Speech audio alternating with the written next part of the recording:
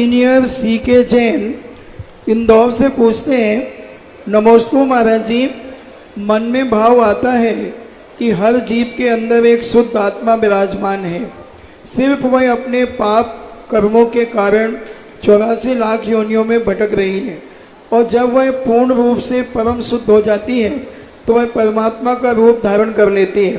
तो क्या ऐसी प्रक्रिया की वजह से आत्माएं अपनी काया में 3 लोक में भ्रमण कर रही हैं? शुद्ध आत्मा त्रिकालिक विराजमान नहीं।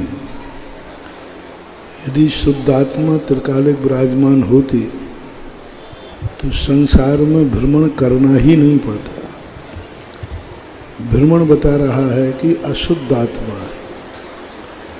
पूज्यवर नेमीचंद महाराज ने बहुत अच्छी तरह एक गाथा कही, मग्गण गुण ठाणे ही 1400 हवंति तह अशुद्ध नय बिन्नेया संसारी सभ्य शुद्धाहु शुद्ध नया। मार्गणा गुणस्थानों में जब तक आत्मा भटक रही है तब तक वो अशुद्ध है, अशुद्ध नय का विषय है। अशुद्ध नया विन्नेया संसारी, संसार में जब तक आत्मा है वह अशुद्ध ही है, भी मत लगाना। शक्ति की अपेक्षा यदि अपन बात करते हैं तो शक्ति से कुछ होने जाने वाला नहीं है।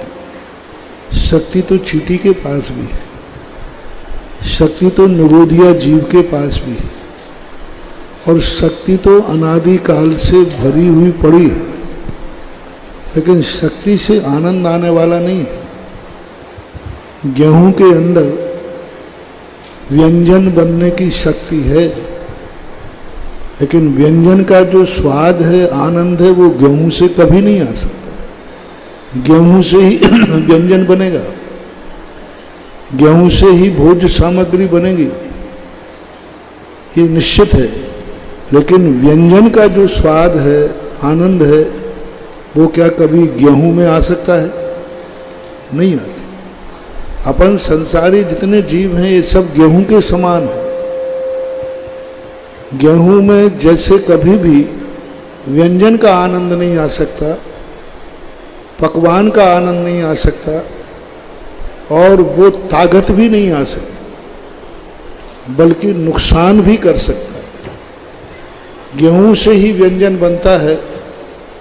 यदि गेहूं ही सीधा चबा लिया जाए तो क्या होगा? पहली बात तो स्वाद तो आएगा ही नहीं, और सीधा गेहूं खाया तो क्या हो जाएगा?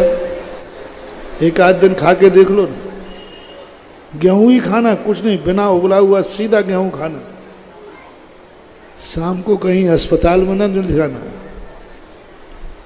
तो जैसे गेहूं से ही वस्तु बनती है, लेकिन गेहूं सुखदायी नहीं, ऐसी संसार आत्मा ही सिद्ध आत्मा बनती है, लेकिन संसार में सिद्ध स्वरूप शुद्ध स्वरूप नहीं होता है। उसको शुद्ध होने के लिए ही रत्नत्रय आदि धारण किए जाते हैं, साधनाएं और तपस्याएं की जाती है। बिना तपस्या के सोना शुद्ध नहीं हो सकता, बिना तपस्या के आत्मा भी शुद्ध नहीं हो सकती।